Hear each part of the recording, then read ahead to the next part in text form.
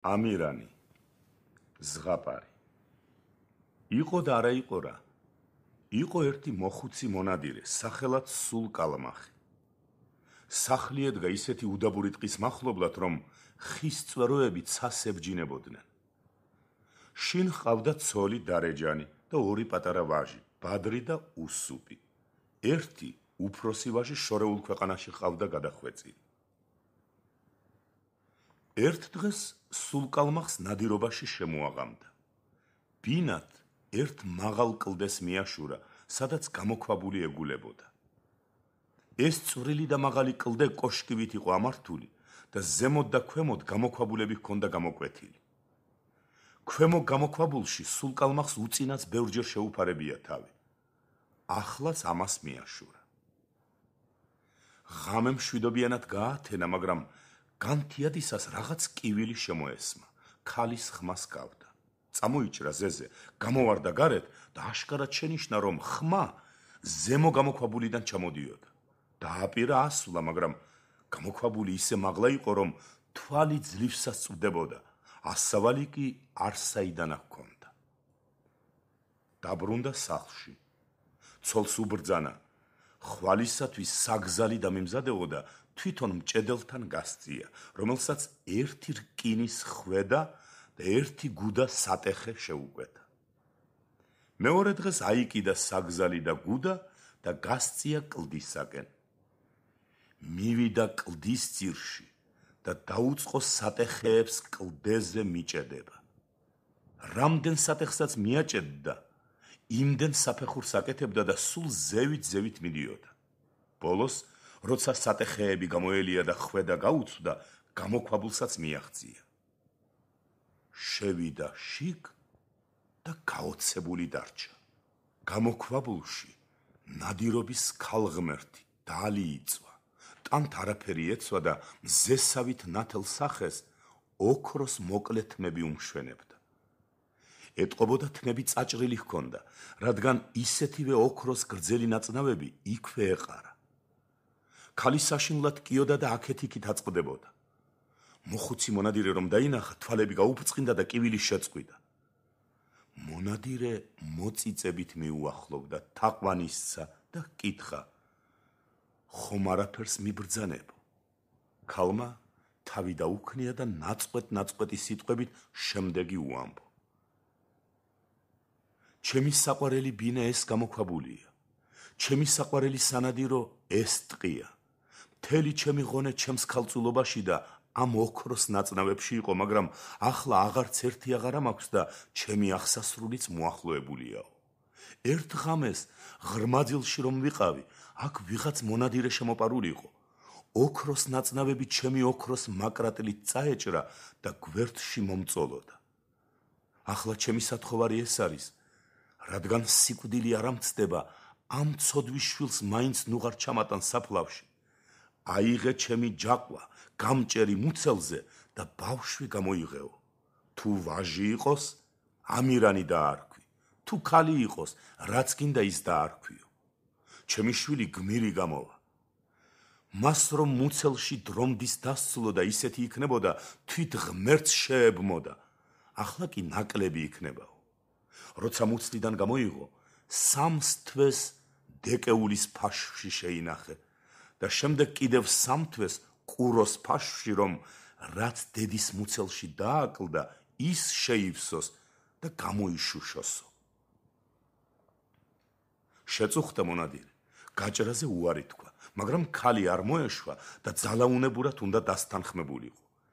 გაუჭრა ხელების კანკალით მუცელი და იქიდან მზის მსგავსი ვაჟი გამოვარდა.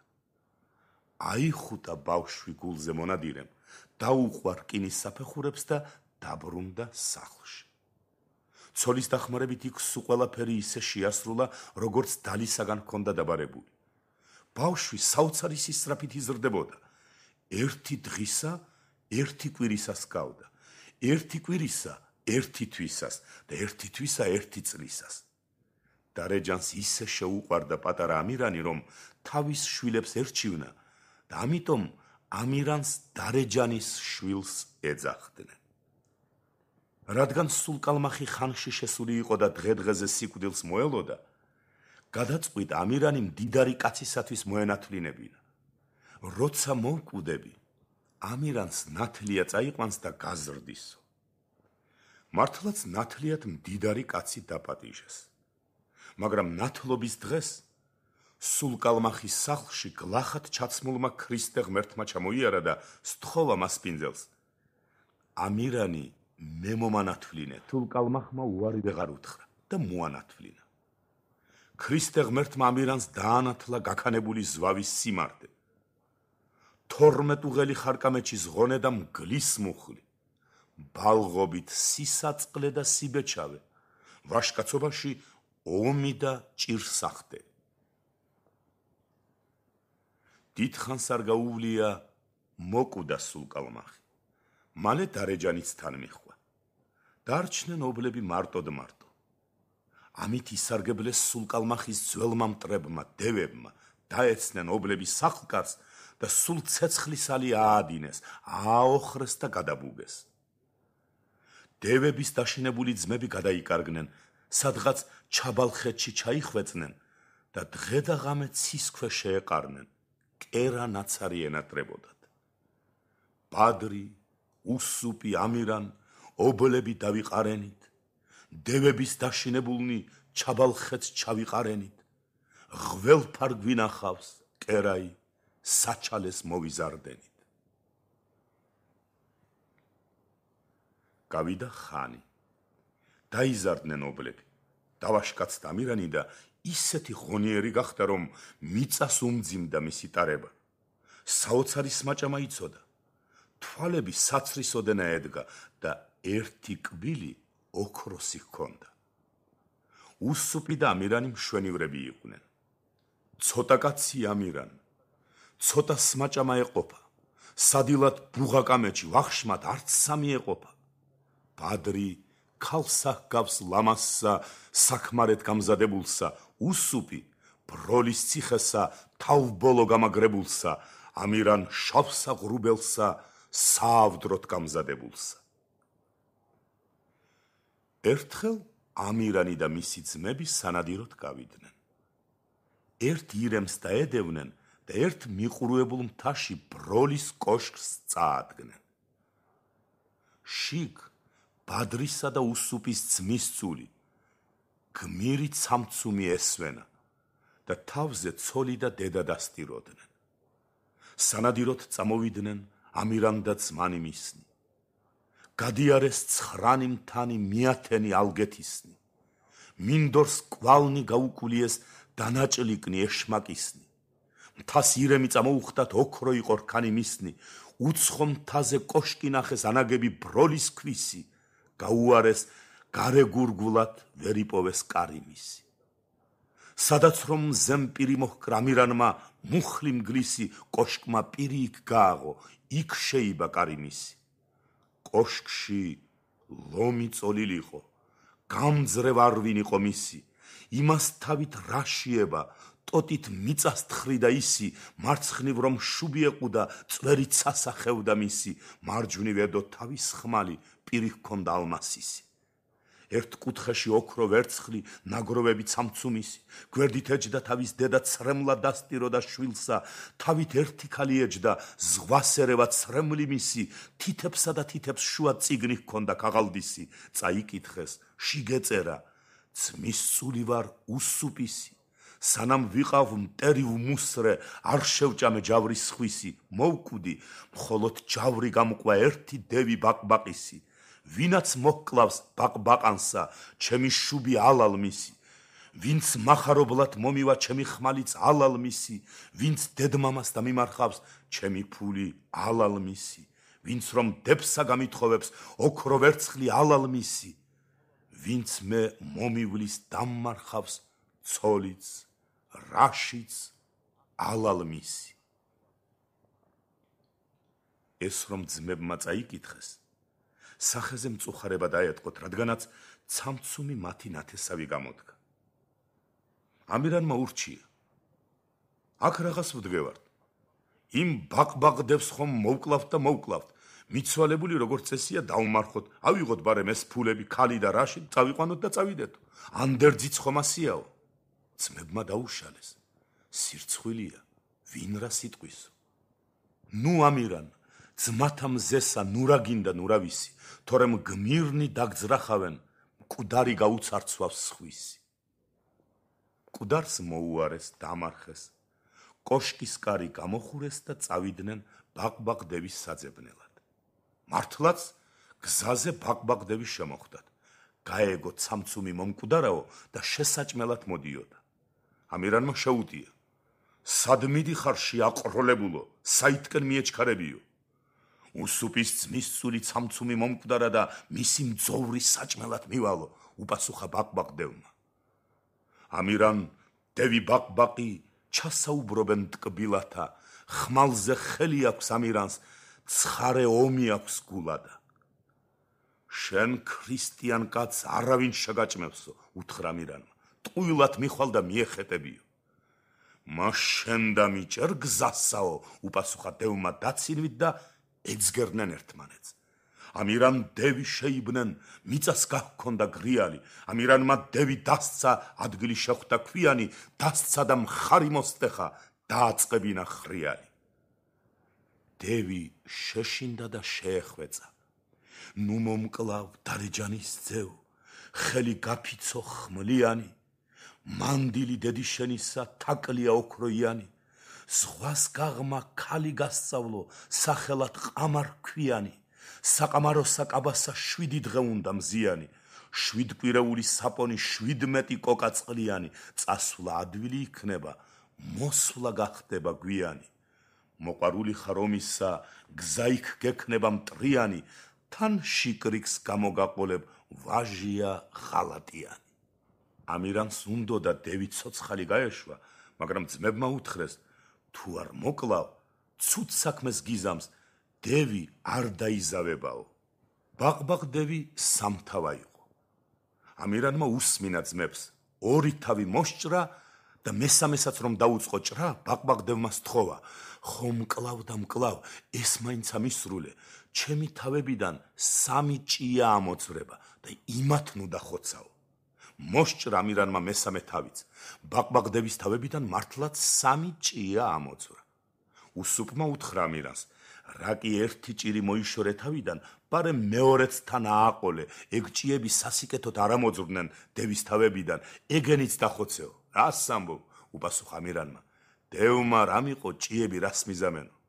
ჭამამ რამ იყო, ლოკვამ რამ იყოსო? ერთი თხოვნა ხომ შენაგისრულე, ეს ერთიც დევისათვის ამისრულებიაო. არ დახოცა ჭიები, გაანება თავი. რაკი ბაყბაყდევი მოიშორეს? ამირანმა უთხრა ბაყბაყდევის შიკრიკს, აბა შიკრიკო, გვასწავლე გზა ყამარისკენ სავალიო. გაჩქარდი ფეხი ააჩქარეო. გაუძღვათ წინ შიკრიკი და გასწიეს. ბევრი დღე და ღამე იარეს, მაგრამ გზას დასასრული აღარ უჩანდა. შიკრიკი ერთ გზაზე რომ გაატარებდა ძმებს, სხვა გზით დააბრუნებდა და იმაზედვე წაიყვანდა. უნდოდა მათთვის გზა აერია და დაეხოცა. უსუპმა შეატყო შიკრიკს ხალატი და გავლისას ერთ კუნძს ისარი დაჰკრა. მართლაც მეორე დღეს შიკრიკმა ძმები იმავე გზაზე გამოატარა.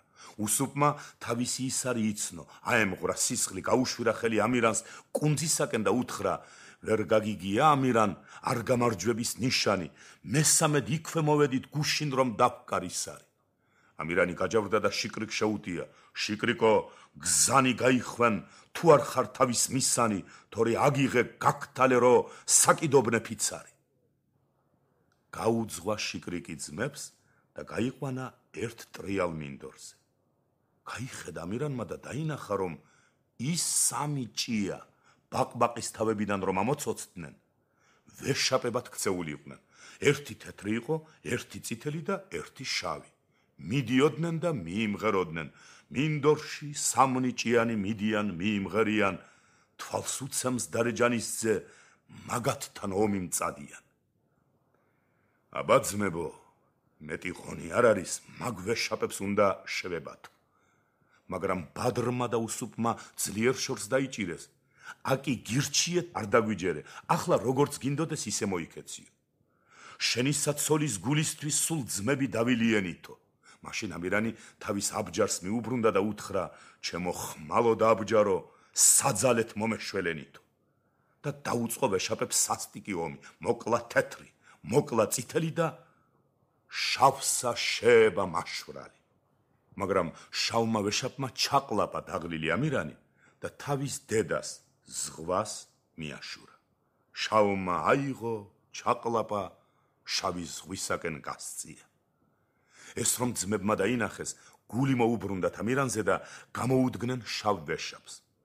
უსუფმა სტყორცნა ისარი და 9 ადლი კუდი მოსწყვიტა. ვეშაპს ერთი რკინის ბოძი ჰქონდა. როცა ვისმე ჩაყლაპავდა, მივიდოდა ამ ბოძს შემოეხვეოდა, დაამტვრევდა და მოინელებდა. ახლაც ამ ბოძს მიაშურა, შემოეხვია, მაგრამ კუდი პირში აღარ მისცვდა, რადგან მოწყვეტილი ჰქონდა და გადარჩა ამირანი დამტვრევას. ვეშაპმა დედა შესჭივლა. მუცელ სამგვრემს თითქოს ცეცხლი მეკიდებაო. ვაიმე შვილო, თუ დარეჯანიანი ჩაყლაპე ვინმე, იმათ კაცს შენ ვერ მოინელებო. რა კაცი იყო, რა ფერი ჰქონდაო? საცერივი თვალები ჰქონდა და ერთი ოქროს კბილი ედგაო. ამირანი ყოფილა შვილო, დარეჯანისზე და შენი შველა აღარ ეგებაო. მართლაც ამირანს ჩექმის ყელში ალმასის დანა ედო. ამოიღო, გამოსჭრა ვეშაპს მუცელი და გამოვიდა. ძმები ისევ წავიდნენ ყამარქალის საძებრად. 1000 თავგადასავალი გადახდათ, 1000-გან იომეს და ღვარეს სისხლი. ბოლოს მიადგნენ 9 ძმა დევის კარს. ეს დევები ძალიან გახვიებულები იყვნენ. ერთი უზარმაზარი ოჯახი ჰქონდათ, ყავდათ უთვალავი ქალი და რძალი, ბალღები და მოხუცებულები. მუდამ დღე აუღებელი სუფრა ედგათ, არცა მუშაობდნენ და სულ უქმად ეყარნენ.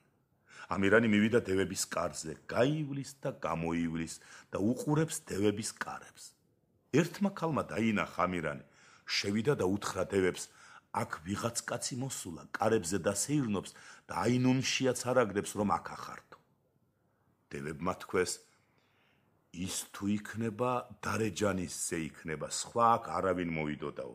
გამოგზავნეს ერთი ქალი და უთხრეს, გადი გაუარ გამოუარე, გაუცინე და ეგები იმანაც გაგიცინოსო. თუ ოქროს კბილი გამოუჩნდა, შემოდი შეგვატყობინე, თადარიგი უნდა დავიჭიროთო, თორემ დარეჯანისზე ადვილის სასტუმრო არ არისო.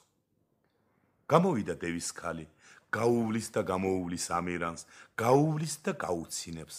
ამირანმა უთხრა, რას იცინი დევის ქალო, რას მიელვებ თეთრსა კბილსა, გამივლი და გამომივლი, გამისინჯავ ბაგე კბილსა, სომეხი ვარ, ტანტრე მქვია, დავკარგე და ვეძებ ვირსა, დღეს დავკარგავ, ხვალ ვიპოვნი, ჩემი ბედი ასე სჭრისა. ქალი შინ შევიდა და მოახსენა დევებს. ოქროს კბილი და საცრისოდენა თვალები აქვს იმ კაცს, ვირები დაუკარგავს და დაეძებსო.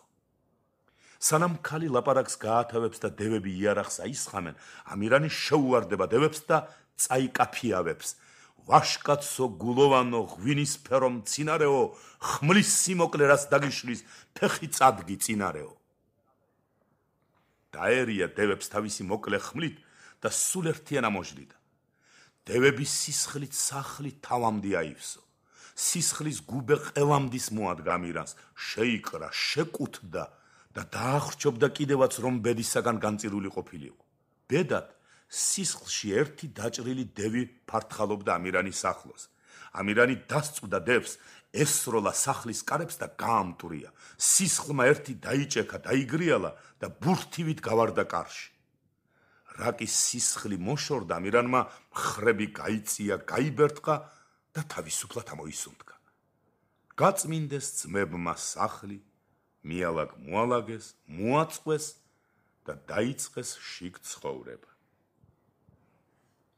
მაგრამ ამირანს დიდხანს არ დაუდგა გულის სახლში. ცხადადაც და სიზმარშიც თავისი ყამარი აგონდებოდა. ბადრს თეთრონის თხოვა, უნდა მათხოვო შენი თეთრონი, ყამარის წამოსაყვანად მივდივარ და თუ იმოდენა სიკეთეს მიზამთ თქვენთ წამოხვალთ, ეგ ხომ ყველაფერს ემჯობინებაო. ბადრო, მათხოვე თეთრონი, ზღვაში გავიდენ გრევითა, გავიდე, გამოვიყვანო ქალიამა ნათი მზევითა, თან ყურძენ გამოვაყოლო ტკბილია დედის რძევითა. ათხოვა ბადრმა თეთრონი, ძმებიც გაჰყვნენ და წავიდნენ ყამარის მოსაყვანად. ამირანმა ძმები ზღვის გამოღმა დატოვა, თვითონ კი თეთრონზე შეჯდა და შევიდა ზღვაში. გააპო ზღვა, გავიდა გაღმა და გააშურა ცხენი ყამარისაკენ. ყამარს დედმამა ცაში ჰყავდა და მისი კოშკიც ცაზე იყო ჯაჭვით ჩამოკიდებული. ამირანმა ჰკრა დეზი თავის ცხენს, შეახტუნა მაღლა, მისუდა ჯაჭვს თავისი ხმლით, გაწყვიტა და კოშკი მიწაზე ჩამოვარდა. მიაგდო ამირანმა ცხენი ფანჯარასთან და შეზძახა, ჩამოდი ყამარო, ჩვენსა წავიდეთო. ყამარი ჯამჭურჭელს რეცხდა და არ ეცალა, ჩამოზძახა, ამოდი ცოტა შეისვენე, მე ჯამჭურჭელს დავრეცხ და მერე წავიდეთო. ამირანმა დააბარაში ძირს და თვითონ ყამართან წავიდა. ყამარმა დარეცხა ჯამები და ამირანს უთხრა, შენ კი დააწყეო, ფრთხილად დაალაგე, არაფერი გასტეხო. აწყობს ამირანი ჯამებს და ერთი ჯამი, რამდენჯერაც ამირანი პირქვედ დადგამს, იმდენჯერ გადმობრუნდება გულაღმა. გაბრაზდა ამირანი, დასცა წიხლი ურჩს ჯამს და დაამსხვრია. გატყდა თუ არა ჯამი, მთელს უთხრა, ნატეხმა ნატეხს დადგა ერთი ჟრიამული და ხმაურობა, აიშალა ჭურჭელი და სულ ერთიან გასწია ცისაკენ, ყამარის მამისაკენ. ყამარი მოიტაცეს, მიეშველენითო, დაგვეკარგა, მდევარიო. ყამარმა უთხრა ამირანს, ის ჭურჭელი ჩვენ კარგს არ დაგვაყრის, თუ ჩქარ არ წავედით, მამაჩემი გამოგვიდგება და ადვილად ვერ გადაურჩებითო. შემოისვა თეთრონზე ყამარი ამირანმა და გაქუსლა. ცოტა გზა რომ გაიარეს, საშინელი ქარი ამოვარდა, გრიგალი ატყდა. ამირანმა აიხედა მაღლა და თქვა, ამ ცაში კი არაფერი ნიშნებია და ამ მიწის პირზე რაღა ამბავიაო. კარგა გზა გაიარეს და დაუშვა წვიმამაც. ამირანმა კიდევ აიხედა ცაში და თქვა, დიდება შენთვის ღმერთო, წეღან ცავათვალიერე, საავდრო ჰაერი არ იყო და ახლა საით მოვიდა წვიმაო. ეგ ქარი მამაჩემის ლაშქრის ფეხის მტვერიაო, უპასუხა ყამარმა. ეს წვიმა კიდევ დედაჩემის ცრემლია, ჩემს დაკარგვასა სჩივიანო. აჩქარდი ამირანო, აჩქარდი და აჩქარა ყამარმა. ამირან გვალე გვალესა, მუხლად გაქებენ მალესა, ამბრნი, უმბრნი და არაბნი ცხენს შესხდებიან ჩქარესა, მალედვე მოგეწევიან, ომს გაგიწევენ ცხარესა. ამირანმა შეაგულიანა ყამარი, ამოდიარეო, ამოდიარე ყამარო, გზათა ვერ დაჰლევ ბრძოლითა, არცა ვარ ტყისა ხოხობი მომინადირონ ქორითა, არცა ვარ ჭალის კურდღელი რომ დამიჭირონ მწევრითა, არცა ვარ ხისაფურცელი გადამიტანონ ქარითა. მოვლენ და მეცაკ დავხვდები ამ ჩემის გორდა ხმალითა, უსუპითა და ბადრითა, მესამით ამირანითა, სუყველას თავებს დაგიჭრი საპურყველიო დანითა, იმ მამაშენის ლაშქარსა გაუმაძღარსა ღომითა, მარტო გაუხდი ჩხუბათა, მარტო ვეყოფი ომითა. გამოვიდა ამირანის ზღვას, გამოიყვანა ყამარიც, მოდგა და მოდგა მდევარი ჯარიც, ყამარის მამისა ხომალდებით, გაივსო ზღვის მიდამო. ბადრს უთხრა ამირანმა, შეკაზმე ძმაო შენი თეთრონი, შეჯე, ჩადი და აბა რამდენი ხანი დაგელევა ლაშქრის შემოვლაშიო. ბადრის თეთრონი ისეთი იყო, რომ ერთის წლის სავალს 1 საათში გაირბენდა. ზღვა და ხმელი იმისათვის ერთი იყო. ადგა ბადრი, შეკაზმა თავისი თეთრონი, შეჯდა და ჩავიდა. დაარჭო ერთ ადგილს ის არის, რომ იქვე მოსულიყო, საიდანაც წინ და წინ გააქცევდა ცხენს. ჩაარჭო ის არის, გააქცია ცხენიც, მაგრამ ეშმაკებმა მოგლიჯეს ის არის და უკან გამოუდგნენ ბადრს. ყამარის მამის ლაშქარი სულ ქაჯებისა და ეშმაკებისგან იყო შემდგარი. არბენინა ბადრმა დიდხანს თავისი თეთრონი, მაგრამ ისართან მაინც ვერ მივიდა. ბოლოს დაბრუნდა ამირანთან და უთხრა, ტყუილად ვირბინეო, 9 დღე მივლია, 9 ღამე, გარსა ვერ მამირბენია, ამ ჩემი თეთრონისთვინა ოფლი არ შემიშრენია, ამ ჩემი მათრახისთვინა ფოჩი არ შემირჩენია. მერე შეჯდა ამირანი და ჩავიდა ჯარის დასათვალიერებლად. დაარჭო ისარი და გააფრინა თეთრონი. მოცვივდნენ ეშმაკები, დაებღაუჭნენ დარეჯანის ძის დასმულ სისარს, მაგრამ ვერ ამოაწვრეს. შემოურბინა ამირანმა ლაშქარს ერთს წამიერა ხანს და მოვიდა ძმებთან. უსუპს უთხრა: ჩადი უსუპო იომე, მერე ჩვენც მოგეშველებითო.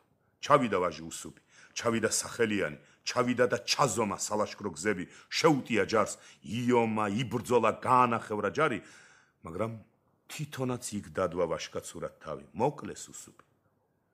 ამირანს გულმა გაუგო, უსუპის თავს ჭირიაო და ბადრს უთხრა: ან ჩადი ბადრო, ან ჩავალ, ან გამილესე ხმალია, ჩავალ და ვეღარ ამოვალ, ვაიმე შენი ბრალია. ამირანის წესი იყო, სადაც ომში ჩავიდოდა, ან გაიმარჯვებდა და ან მოკვდებოდა. სირცხვილიანის შინ მისვლა სიკვდილის ჯობს სახელოვანიო, იტყოდა ხოლმე ამირანი. შეჯდა ახლა ბადრი და ჩავიდა ძირს სისხლის საძებრად. იომა ბადრმაც, მაგრამ მოჰკლეს ისიც. მაშინ ყამარმა უთხრა ამირანს: შენი აბჯარი მე მომეც, მე ჩავალ საომრადაო. რას ამბობო? გაუჯავდა ამირანი. დედაკაცებს თავისი საქმე ნუ გავიწყდებათ. რა შენი საქმეა ხმალი? ხმლიანი მე ვარ, მე ჩავალო. ეგ რა ნამუსია ან სახელი ჩემთვის, რომ შენ იომო და მე აქით გიცქეროდეო. მაშ თუ ჩახვალ, უთხრა ყამარმა, არ დაიშალო, ეს მაინც ამისრულეო. ომშით რომ გამოდიოდე, ხმალს ნუ ჩააგებ, ჩემთან ხმლიანი ამოდიო. ჩავიდა ამირანი საომრად, გაუსვა და გამოუსვა სიმამრის ლაშქარს, სჭრა ცხრებივით თავები, გაწყვიტა მთელი ლაშქარი და შეხვდა ბოლოს პირისპირ სიმამრს. შეუტიეს ერთმანეთს ამირანმა და ყამარის მამამ. სცეს ერთურც ხმალი, ფარი უფარეს, ორივეს ბექთრები ეცვა. ვერც ერთის ხმალი ვერ აჭრიდა ჯაჭვს. ამირანის ხმალი ყამარის მამის მუზარაც რომ მოხვდებოდა, ნაპერწკლის ცეცხლი ენთებოდა. ყამარის მამის ხმალი ამირანის ბექთარს რომ მოხვდებოდა, ჯაჭვი გველივით წიოდა. უცქეროდა ყამარიც დიდხანს ამირანისა და მამის უნაყოფობას, ხედავდა რომ ამირანს გაუჭირდებოდა და უჭირდა კიდევაც ქაჩთა ბატონის მოკვლა. შეუშფოთდა გული ყამარს და შეჰგმო ამირანი: ამირან, ცოლდე და მკვდარო, ომი ვერიცი კილოსა. მაღლა კი ნუსცემ სპილოსა, დაბლა შემოჰკარ რბილოსა, და აწყდებიან ძარღვები, დაეცემიან ძიროსა, ბოძნი რომ დაეჭრებიან, დარბაზნი დაეცემიან. გაიგონა ქალის სიტყვები ყამარის მამამ, მამისად ღალატი, ქმრისად მხრის ჭერა, გული აემღვრა და დაუძახა ყამარს ყვედრებით: უყურეთ კახპა ქალასა, ქმარი ირჩია მამასა, ქმარი ხესასხა ფოთლა და მამას ვინ მისცემს საწყალსა, რისთვის გაგზარდა დედამა, რისთვის გეტყოდა ნანასა, რად გაწოვებდა ძუძუსა, გირწევდა აკავანასა. დედა შენს რომ შობამდისვე გასწყალებიყავ მუცელში, ან ძაღლი ეშობა და გაეზარდა შენს მაგიერ, ისჯობდა შენს გაჩენას და შენს გაზრდას, ის უფრო ნამუსი და სახელი იქნებოდა, ძაღლი უფრო ერთგული იქნებოდაო. ყამარმა უპასუხა: არც რა გამზარდა დედამა, არც რას მეტყოდა ნანასა, მიმაგდის სახლის ყურეში თაგვების ანაბარასა, არც არას მათირებდოდით, არც რას მეტყოდით ნანასა, დამსოდით დავიწყებულსა, მაღირებდოდით დანასა. მაგას გაზრდას ეძახით, რომ ერთხელაც არ მიბრუნებდით თავს ტირილით, რომ მომკვდარიყავიო. ამირანმა გაიგონა ცოლის სიტყვები. შემოჰკრა ქაჩთ ბატონს ფეხებში ხმალი და დასჭრა. მოჰკლა სიმამრი, გასწყვიტა იმის ლაშქარი და გამარჯვებული და გახარებული მიდიოდა ყამართან. წინ ერთი ქაჯი შეხვდა. ნახა ხმალამოღებული ამირანი და უთხრა: ნეტა ხმლიანი სად მიხვალ, ამირან თარაქამაო, გასწყვიტე ცოლეულები, ვინ გითხრა ბარაქალაო. შენ თუ კაცი იყო, ხმალს ჩააგებდი და წახვიდოდი ძმების საძებნელად. მოაგონდა უსუპის სიტყვა ამირანს, შენი ცოლის გულისათვის სულ ძმები დავილიენითო. დაავიწყდა ყამარიც, თავისი თავიც და გამარჯვებაც, იმის გულში მარტო ძმების საგონარს ჰქონდა ადგილი. მაშ თქვენი ცოდვის მზიდველი ვიყო თუ არ გიპოვნოთ, მკვდრები იქნებით თუ ცოცხლებიო, გაივლო გულში ამირანმა. ცოცხლები იქნებით, მეც თქვენთან გავიხარებ, მკვდრები და მეც თქვენთან გავითხრი სამარეს და თქვენთან მოვკვდებიო. ესა თქვა ამირანმა და გავიდა მკვდრებით მოფენილ ველზე ძმების საძებნელად. თვალ გადაუწვდენელი მინდორი დახოცილი ლეშით იყო შერთული და შეფარული. ყვავი და ყორანი ხარობდა მტრების მძოვრზე. ცალკე ნადირნი ხარობდნენ უპატრონო მკვდრებზე და ცალკე ცისფრინველნი. სისხლი რუებად მიდიოდა. ეძებდა ამირანი თავის დახოცილ ძმებს მკვდართა შორის, მაგრამ იმოდენა დუნია მკვდრებში აგრიადვილად როგორ იპოვნიდა. ბოლოს როგორც იყო იპოვნა მკვდარი უსუბი. აიღო ხელში ამირანმა და წავიდა ახლა ბადრის საძებნელად. დიდის ძებნის შემდეგ იპოვნა ბადრიც, ისიც მკვდარი. დააწყო ერთად მკვდარი ძმები ამირანმა. დაჯდა თვითონაც იმათთან და ერთხელ კიდევ ჩასძახა მკვდარ ძმებს, ძმებო, ნუ დამემდურებით, მეც თქვენთან წამოვალო და დაიცა გულში თავისი მოკლე ხმალი. უნდოდა იმათთან ერთად სიკვდილი, მაგრამ ხმალმა არ გაშრა. ამირანი არ მოკვდებოდა, თუ ნეკათიც არ მოიჭრიდა. დაჯდა ამირანი მკვდარ ძმებთან და დაიწყო ტირილი. სიკვდილიც აღარ მეღირსა თქვენთანაო. ღმერთი სიკვდილსაც კი იშურებს ჩემთვისაო. ზის ამირანი და გარს გორად ნაკაფი ქაჯები ყრია. წამოიწევს ერთი მკვდარი ქაჯი და გასძახებს მეორე მკვდარ ქაჯს. ადე, რა ვიხილე, ამირანს თავის მოკლა უნდოდა, ხმალი დაიცა გულში, მაგრამ არ მოკვდაო. იმან რომ ნეკათითი მოიჭრას, მეტიც არ უნდაო. გაათავა ეს სიტყვები მკვდარმა ქაჯმა, მიდვა თავი და ისევ მიწვა. დადგა ისევ სიჩუმე და სიკვდილი. გაიგონა ამირანმაც იმათი ლაპარაკი, ამოიღო ხმალი და მოიჭრა ნეკათითი. უდინა სისხლმა და მიწვა იგიც ძმებთან. ყამარო, დამსხენ ძუძუნი, შენც ჩემთან დასთმე თავიო. ცოცხალსა, სიარსამულსა, მეგირჩევნი ვარ მკვდარიო. ეს სიტყვები კიდეც მოასწრო და მიაბარა სული. ცხრათა ფრინველთა მხარგრძელთა ალგეთის ჭალა გაექნა, უძმოსა, უმამის ძმოსა ამირანს თავი მაეკლა. მივარდა ყამარიც თმების შლით, დასტირა და დაჰგლოვა ამირანს, მაგრამ ვინ იყო იმის მეშველი?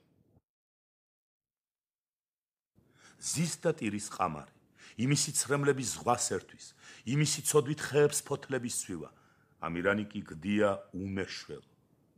უცებ გამოძვრება ერთი თაგვი და დაუწყებს ამირანის სისხლს ლოკვას, მოუვა გული ყამარს, გაიძრობს ქოშს ფეხიდან, დაჰკრავს თავში თაგვს და იქვე მოჰკლავს.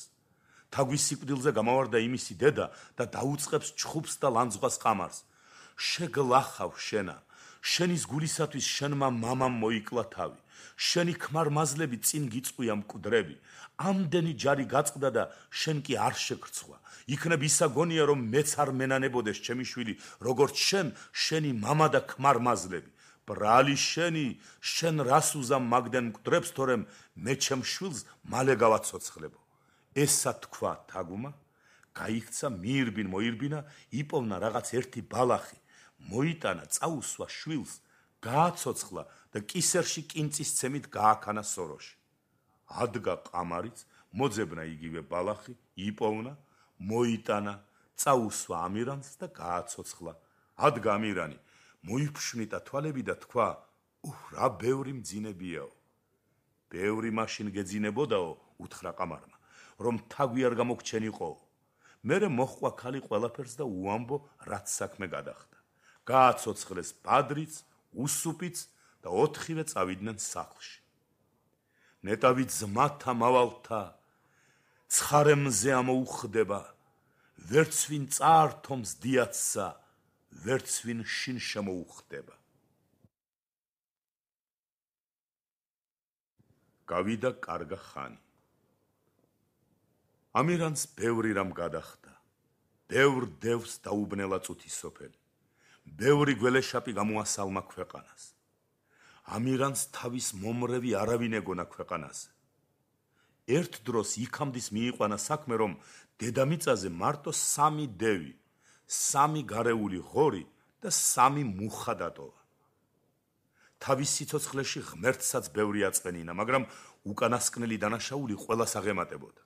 გაამაყებულმა ამირანმა თქვა, ის ჩემი ნათლია, ღონე რომ მომცა, ნეტაი ერთი მაჭი და მეცა და რავაშკაციაო.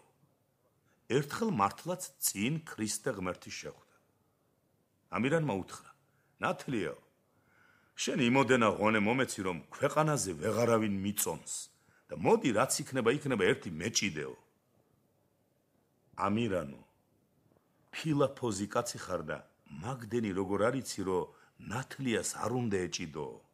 უთხრა ქრისტე ღმერთმა. არა უნდა მეჭიდო. დაიჟინა ამირანმა. მაშ კარგიო, უთხრა ქრისტე ღმერთმა.